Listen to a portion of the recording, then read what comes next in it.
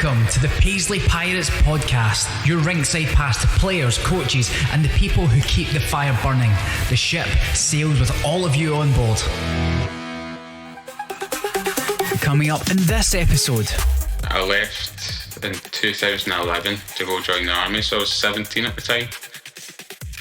Through the summer, for example, me and my missus and wee boy were involved in a car crash, and Jackie and Senior turned up at my door with a big hamper of fruit and sweets for the wee man and all that sort of thing. It's just wee things like that make a big difference.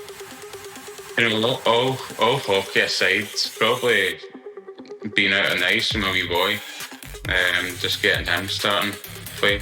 Like, there's obviously a lot of good moments in the army and things where we won trophies and stuff, but I think the biggest thing for me is getting my wee boy involved in hockey, and he loves it.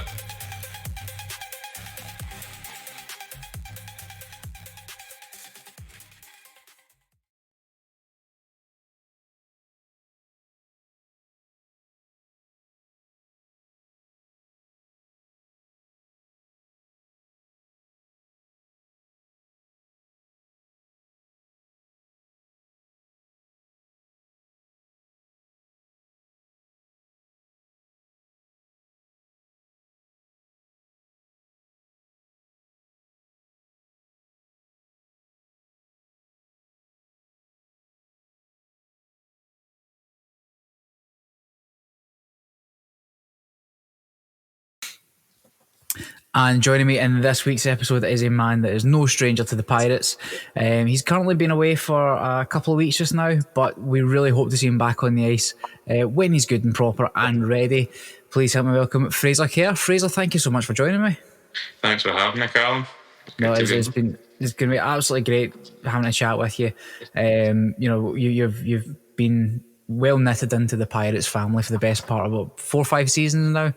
I thought, one of the long-standing as well, alongside like Calum and Chris Turley. It only felt right to get you on as well at some point. No, spot on, thank you. So we'll start off every episode we'll start this episode like every episode. What is your favourite biscuit?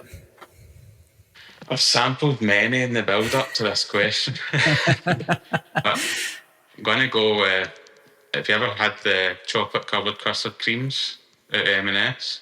I've not, but this is one that Rab and Ian talk about. Definitely worth a try if you haven't had one.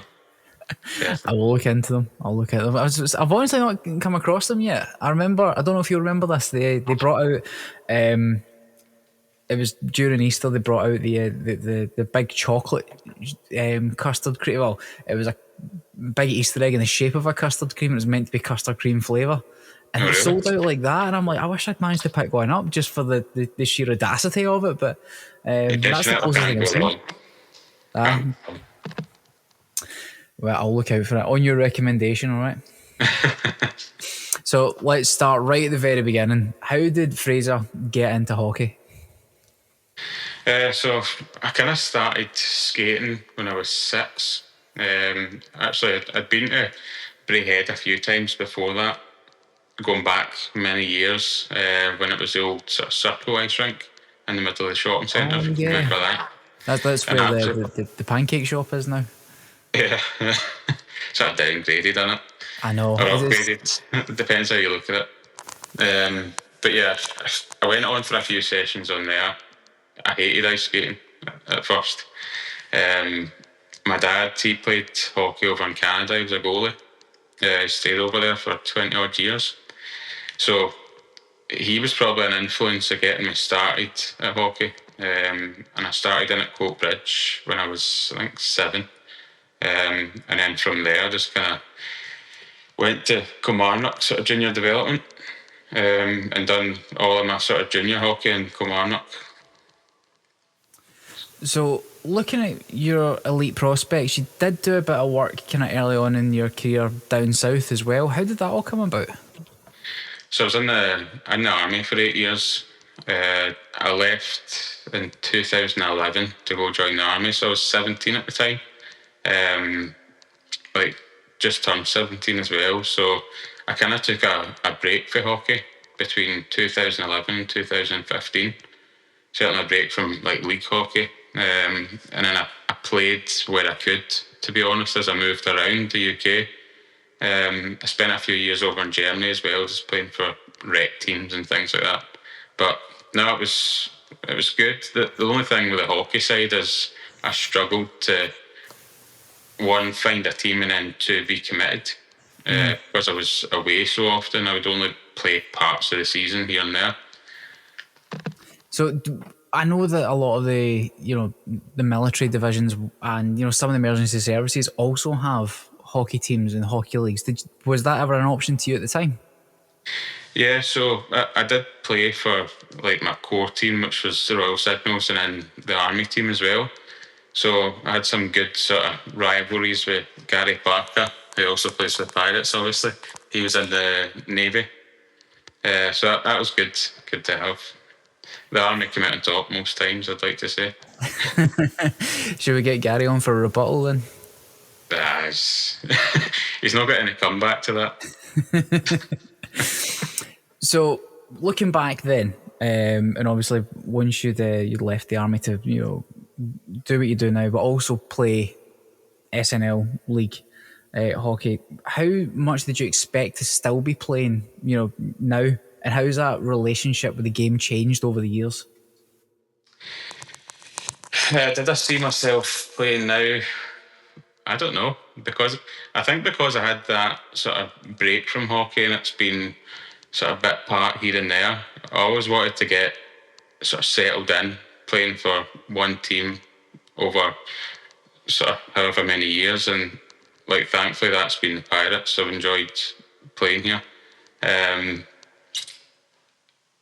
It's changed massively, to be fair. From obviously I played up at SNL level before I joined the Army, and I think the standard then to what it is now is completely different. Even the amounts of games that we play as well, it's changed for the better. So looking at when you joined the Pirates, what appealed to you about the club at that stage in your career? I think sort of looking in from the outside, it always looked like a well-run sort of professional outfit. I know it's kind of no class as professional, but it's just the way the club was run. I thought it looked sort of appealing. And it looked as if everybody was sort of committed and sort of bought in at the Pirates. Obviously, I played at Kilmarnock SNL a couple of times. I played at North there the year before I joined the Pirates. That was sort of the year I moved back up to Scotland. So, yeah, I just wanted to be part of that. So how does Paisley compare to the previous teams that you've played for? And for you, what stands out? I feel like not even just the team, but even the Jackie and Senior, it's sort of like a close knit team. Like it feels like an extension of your family, to be honest. Like through the summer, for example, me and my missus and wee boy were involved in a car crash, and Jackie and Senior turned up at my door with a big hamper of fruit and sweets for the wee man and all that sort of thing. It's just wee things like that make a big difference. Yeah. All hockey aside, it's a club that looks out for everybody that's involved in it, which is always good to be part of. That's really nice. It's really nice that they both did that as well. And even that's me just obviously chucking Jackie and Senior in there, but all the boys as well, like messaging me through after it happened and stuff like that, and then whenever you're out with injury and stuff, everyone's always checking in to see how you are. Yeah. Which is a good thing, especially if you're me. I know. So we spoke before we hit record here about the injury and why you're currently away. Can you talk us through what happened or what you remember had happened? Yeah, so it's just kind of picked up the puck about centre ice along the boards, took a hit, which there was nothing really in. It was sort of like a leg-on leg contact. It wasn't intentional or anything like that, but I just had a dead leg. So I'd come off the ice, obviously mentioned it to you, and went off, got some freeze spray, things like that, an ice pack. And then I tried skating on the ice after the second period just to see how it felt at the end of the period. And I kind of knew that something didn't feel quite right. although it still just felt like a dead leg in all honesty, but I knew that I couldn't continue that game. So I come off the ice, seen the team physio, and everything kind of looked normal at this point. But by the time I got home, my leg had swelled up to maybe 1.5 times the size and was like touching wood. It was solid. So I had to go for surgery and things like that just to get that rectified. It was compartment syndrome I had. So, obviously, you spent some time in hospital at going through all this, going through surgery and rehabilitation as well. You're obviously still going through a rehabilitation period as well right now. I'm guessing right now your focus is obviously allow the recovery process to happen before thinking about coming back on the ice, or have you made a decision from there already? I don't really know where I stand at the minute, to be honest. Like, I've not had a chance to even start physio yet. I've had That wasn't a loaded graphs. question, by the way. It was just more a case of, like, it's the whole. People say that they would love to see you back on the ice, but it's obviously the final word's down to you in the long term. I think once I'm back up my feet and sort of doing my physio and things like that, my aim is to go down and be on the ice with the team, and it'll probably come for that I can make a decision on how I feel. At the minute, like, I'm still struggling with walking, so it's probably going to be a fairly long process. What's keeping you going through this kind of tough time? I think guys in the team, like, guys come up to see me when I was in hospital.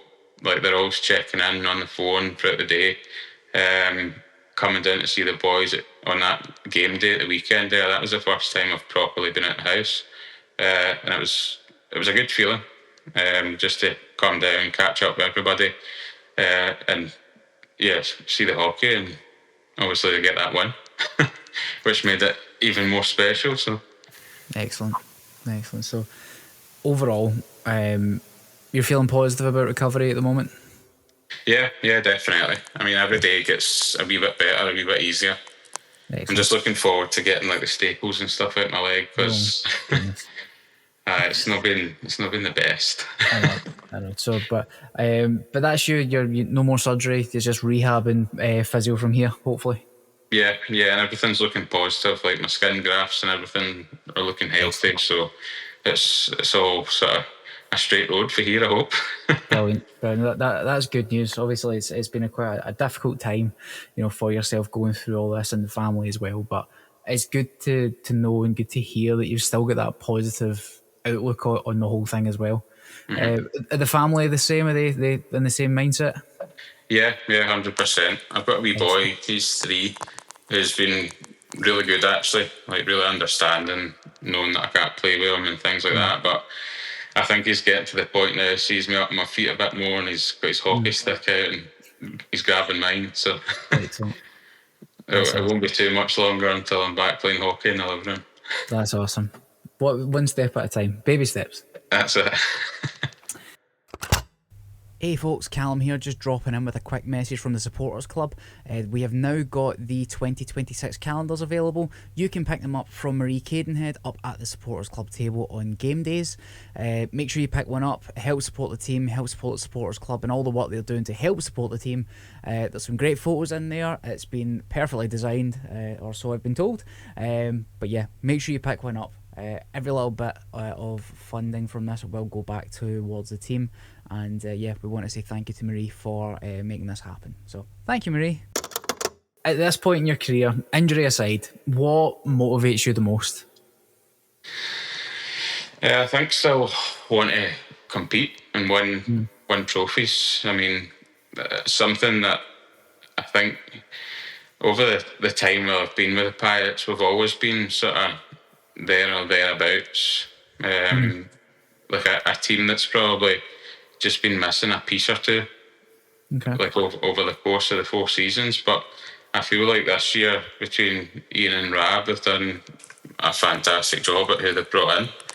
I think there's no secret in sort of what experience the guys have got with, like, the likes of Peaks, Barry, even Aidan, Gary, like there's been a lot of good moves, bringing the guys in, and they've come in and made an impact straight away. So what has been your proudest moment in your career so far? That's a tough one. Yeah. Usually is. All hockey aside, probably being out on the ice with my wee boy. Yeah. Just getting him starting to play. That's awesome. Like That's really nice. there's obviously a lot of good moments in the army and things where we won trophies and stuff, but I think the biggest thing for me is getting my wee boy involved in hockey, and he loves it. Excellent. Is he taking skating quite well? Yeah, he's doing not too bad. He could progress a wee bit faster, but Listen, he's but no, probably he's doing a good job. he's probably better than me in the ice. Let's be honest. So well, I hope he's better than me in the end. Listen, you'll be teaching him all he knows, so it's all good. It's all good. So conversely, what is one of the hardest challenges you've had to overcome, other than current injury? I think probably like going back to last season, we've got in a wee bit of ruts at times, and I think mentally in your head that can kind of affect you. But Right. what I would say is like the dressing room, the boys are really good at coming together and staying as a sort of close knit team. Everybody's kind of got your back in there, and if you feel like you're having a bad game or going through a bit of a rut in your sort of personal game, then people will kind of make you feel good about yourself again, which is what you need, I think. Do you feel as if now? I'm only saying this because I've seen it personally. Do you feel as if the maybe some of the younger guys are needing that kind of encouragement in that sense? Yeah, I think so. I think it can always go a long way, just even speaking to the younger guys and saying, listen, you've done really well at this, but you could maybe work on this. It's always sort of a positive. But I definitely feel like the way the message is put across now, especially the way the younger generation is, I think there always needs to be a bit of positivity in there as well for them. Yeah. Because it just keeps their confidence levels at a good level, and stops them maybe doubting themselves and thinking that they can't go and express themselves the way they should in a game. Yeah, I like that. I do like that. So do you believe that if you're giving that advice as well to these younger guys, you're kind of ad hoc kind of become sort of like a mentor to them, or have people always kind of leaned on you for that advice anyway? I wouldn't say massively. Like the younger guys have spoke to me a few times, just asking like what should I do here if you're the forward in front of the net or something like that, and I've just kind of really relayed what I don't like as a forward, because it's like the young D-men, Zach for example, that spoke to me in the past, who's been doing really well, to be fair. He's doing great. Yeah, I think he's progressed for last season. He's still very young as well, so I think he'll do really well for himself. Oh, he's doing great, because I've seen him at the 19s training. It looks like he's starting to help lead them as well, through training as well. So he's taken on a bit of a role himself, and all power to him. Yeah, no, 100%. So, how have you evolved as a person and a player since your early days up until now, would you say? As a person, I've probably settled down a wee bit. Not in my younger days used to be pretty wild, but and as a player, probably just grew a wee bit more mature, I would say, in my game. Like I think coming to Paisley has probably changed the way I played as a player. Okay. Just probably becoming a wee bit more defensively minded. So I think it's just the way that we set up the teams at Paisley is to sort of defend, shut down, kind of stop any teams for playing and doing too much damage. But yeah. So has that kind of changed your approach to training, or even some sort of leadership within the team at all? Definitely training wise, I would say more so off ice based. Like I felt with coming to the Pirates, you need to be pretty fit to play the systems that Ian and Rob want you to play. So I kind of focus a lot on fitness over the summer and just making sure I'm ready to go. Unfortunately, it doesn't help with my chocolate body, but no, I totally get that. I get that could be really frustrating as well, because you're desperate to do something, but there's just so much you only can do as well. Yeah, I mean, it's you know yourself. Like at the start of this season, I chipped a bone in my ankle and all that. And I just try and play through whatever I can until you can't really. But unfortunately, this is one of the ones where I can't. I need to sit out and just let it recover. Yeah. No, you're doing the best thing for it as well. So looking ahead, what are your personal goals for the upcoming season? Obviously, we're halfway through the current season just now, but for next season when you'll be back to 100%, definitely back to 100%. And what would the successful season look like for you? Are we talking next season? Well, we could talk about the rest of this season and next season. Yeah. Yeah, I think building on what we now have is massive. Like, obviously, we've had quite a lot of new faces coming into the team, and we've probably seen that wee transition period over the last 3-4 weeks, where it wasn't just going to be, these guys come in and we're suddenly challenging for top spot. It has to be worked on over weeks and sometimes even longer. But I think at the past weekend, we've seen a sort of different side to the team. Defended well, took chances when we had them. So just to progress on that, continue with that sort of good form, and hopefully come the end of the season, we're right up there and in a good playoff position to have a good push for a playoff run. And then we've got the cup as well, so hopefully the guys can dig deep and pull that one back against Whitley at the weekend. Absolutely. It was looking promising last time against Whitley, but when they got a goal 2 seconds left in overtime, it's a bit heartbreaking sometimes. Yeah, it was tough. I was following the scores, getting text messages and things like that, and when you see that, it's, even sitting in the house, you're gutted. Obviously, we're not looking at the end of you playing. That we're not looking at that just now. But once that time comes, after everything you've been through in your career, the ups and downs, injuries, all that stuff, what legacy do you hope to leave behind for Paisley and for Scottish hockey as a whole? I hope I can just be remembered as a player that kind of did everything it could for a hockey club in terms of effort and things off the ice, just being a good person within a club, and hopefully sort of once that time does come, I can still be connected to the club in some way or another, or helping out, and obviously they'll always support the team as well moving forward. Could you see yourself moving into a coaching role? Yeah, I think I could. Yeah. I think I could. I'd probably like to build up a wee bit of experience at junior level, and then hopefully build up to something better. Excellent. Not better, but maybe a higher standard. So could we see the coaching team of Ian, Rab and Fraser one day? Maybe. We need to speak to Ian about that one. See if I'm he's sure got anything to say. I'm sure he'll be all for it at some point. Let's be honest. Right, Fraser, this has been absolutely amazing. It's been good just to kind of pick your brains. Let everyone know where you're at now. It's been great. It's also been quite real as well, which is really nice. And it's got a lot of. I'm sure Jackie's going to be absolutely red faced when she hears this as well. Like, oh my god, I can't believe he said that. I know, but like Jackie and Senior have been brilliant through everything really since I joined the Pirates. Yeah.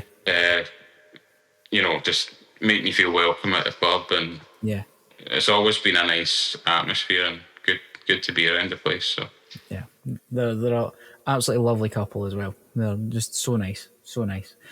So before we wrap things up, Fraser, is there anything you want to promote, say? It's all yours. No, I'd just like to sort of thank the fans for like asking how I'm doing and everything like that, and obviously just thank them for coming out to support the boys week in, week out, whether it be home, away. You know, they follow us all over the country, so thanks for that. And the guys really appreciate that as well. So no, that's really nice. That's really nice, and the fans will appreciate that sentiment as well, which is really nice to hear from you as well. Thank you, Fraser. This has been great. Thank you so much. Thanks very much, Calum. It's been good to be on. Excellent. Cheers. All right, take